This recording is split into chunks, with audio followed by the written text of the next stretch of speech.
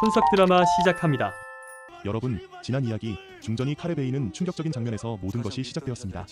왕궁에 드리워진 팔척기의 그림자는 이제 걷잡을 수 없이 짙어지고 인물들의 운명은 예측할 수 없는 파국으로 치닫고 있죠. 오늘은 그 비극의 순간부터 앞으로 펼쳐질 희생과 절망 속 피어나는 희망에 대한 소름 돋는 뇌피셜을 소설처럼 파헤쳐드릴게요. 각오하십시오. 여러분의 모든 상상을 뛰어넘는 숨막히는 진실이 지금부터 시작됩니다. 궁궐은 칠흑 같은 어둠과 불길한 피냄새로 가득합니다. 팔척기에 빙의된 병사가 중전의 배를 찌르는 끔찍한 사건 이후 왕궁은 대혼란에 빠져들었죠. 왕실을 수호하던 경기석이자 팔척기에 힘을 억눌렀던 그 돌은 이제 아무런 힘을 발휘하지 못합니다. 마치 숨을 거둔 듯 경기석에는 생명력이 느껴지지 않습니다. 이는 왕실을 수호하던 마지막 결계가 완전히 무너졌음을 의미합니다.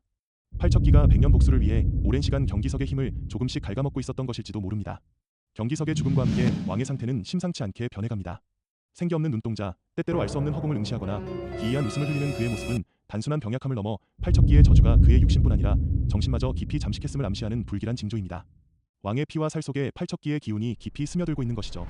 심지어 왕과 원자가 마치 영혼이 호환되는 듯한 섬뜩한 상태로 이끌고 있습니다. 왕실의 핏줄 자체에 이상이 발생하기 시작한 것이죠. 어린 왕자의 얼굴에는 불안과 공포가 역력합니다.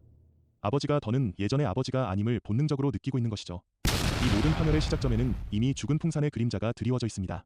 그의 육신은 사라졌지만 그 증오와 파멸의 씨앗은 왕궁 깊숙이 뿌리내린 채 왕실을 서서히 옥죄고 있습니다. 이제 경기석의 보호막 없는 궁궐은 팔척기의 직접적인 위협에 노출된 겁니다. 더는 안전한 피난처가 아닌 거대한 무덤으로 변해가고 있습니다. 절망의 나락 속에서 팔척기를 막을 유일한 희망은 오직 열이 자신뿐입니다. 왕실을 지키던 경기석의 힘이 사라지고 강철마저 무력감에 휩싸인 상황에서 그녀는 팔척기를 단순히 물리치는 것을 넘어 억울한 한을 품은 존재로서 깊은 연민을 느끼기 시작했습니다. 무작정 힘으로 제압하기보다 그녀의 한을 풀어주는 것이 근본적인 해결 책임을 직감한 것이죠. 여리는 망설임 없이 골담 촉꽃잎을 따서 입에 넣습니다.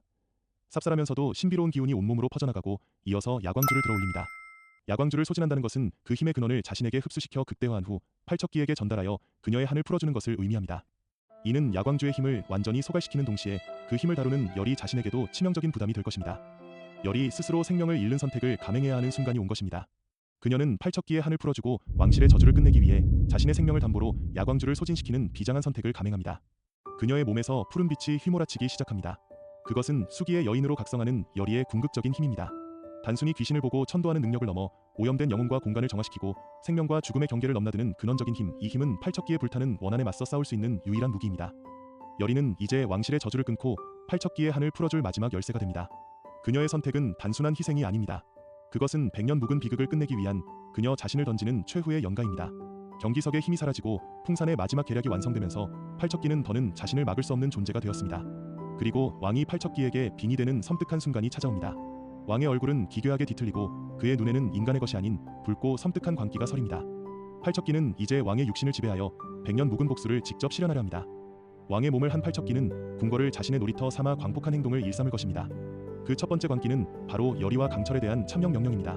팔척기의 입장에서 열이는 자신을 막을 방해꾼이자 야광주의 힘을 이용하려는 존재, 강철은 자신에게 빙의되었던 기억을 가진 자이자 열이와 함께 자신을 막으려 할 존재였기에 제거 대상이었죠. 왕의 입을 통해 내려진 참명 명령은 왕실의 마지막 이성이 붕괴되었음을 보여주는 동시에 열이와 강철에게 닥친 최대의 위기입니다. 왕의 광기 어린 웃음은 이 모든 비극의 정점을 찍습니다. 과연 왕은 완전히 팔척기에게 지배된 것일까요? 아니면 빙의 후유증 속에서도 왕 본인의 의지가 아주 미약하게나마 남아있는 것일까요? 진심으로 인지하고 있는지 아니면 빙의 후유증인지 불확실한 왕의 상태는 왕과 팔척기 사이의 복잡한 내면 갈등, 그리고 마지막 순간의 반전 가능성을 암시합니다.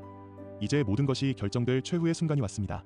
차명대가 설치되고 열이와 강철은 죽음을 눈앞에 두게 되죠. 그러나 열이는 포기하지 않습니다. 그녀는 이미 골담초의 힘을 받아 수기의 여인으로 각성했고 야광주를 소진하여 팔척기의 한을 풀 비장한 준비를 마쳤습니다. 차명대 앞에서 열이는 마지막 힘을 모아 야광주를 들어 올립니다. 그녀의 몸에서 뿜어져 나오는 푸른 기운은 팔척기에 불타는 기운과 강렬하게 맞설 것입니다. 강철은 그런 열이를 보호하며 팔척기에 빙의된 왕과 처절하게 싸울 것입니다. 왕에게 칼을 겨누면서도 그는 한때 그를 따랐던 왕의 모습을 떠올리며 고뇌하겠죠. 열이의 천도의식은 단순한 주술이 아닙니다.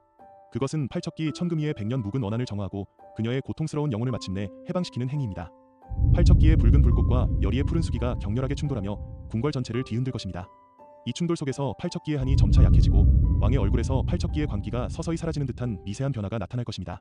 하지만 한이 풀리는 과정은 고통스러울 것입니다. 왕의 육신은 빙의의 고통과 한이 풀리는 충격으로 더욱 쇠약해질 것입니다. 열이는 모든 힘을 소진하며 쓰러질 것입니다. 하지만 그녀의 희생은 헛되지 않을 것입니다. 팔척기의 한이 마침내 풀리고 100년 묵은 왕실의 저주가 끊어지는 순간 왕의 눈에서 비로소 인간적인 눈물이 흘러내릴 것입니다. 그것은 고통과 후회, 그리고 해방의 눈물일 것입니다. 팔척기의 형상은 빛이 되어 사라지고 궁궐은 다시 고요함을 찾을 것입니다. 하지만 이 모든 과정에는 큰 대가가 따를 것입니다. 이번 이야기는 귀궁의 거대한 비극을 매듭짓는 분기점이 될 것입니다. 여리의 희생으로 팔척기의 한은 풀리고 왕실의 저주는 끊겼겠죠. 하지만 이 모든 과정은 수많은 상처와 아픔을 남겼을 것입니다. 죽음과 희생, 그리고 남겨진 자들의 고뇌는 마지막 화에서 비로소 마무리될 것입니다. 과연 여리의 희생은 헛되지 않았을까요? 왕실은 다시 평화를 되찾을 수 있을까요? 그리고 강철과 여리에게는 어떤 미래가 기다리고 있을까요? 이번 이야기에 담긴 모든 전율은 최종화로 이어질 거대한 서사의 마지막 페이지를 예고하고 있습니다. 다음 이야기에서 이 모든 궁금증이 해소될 것입니다. 오늘 영상이 재미있으셨다면 구독과 좋아요는 큰 힘이 됩니다.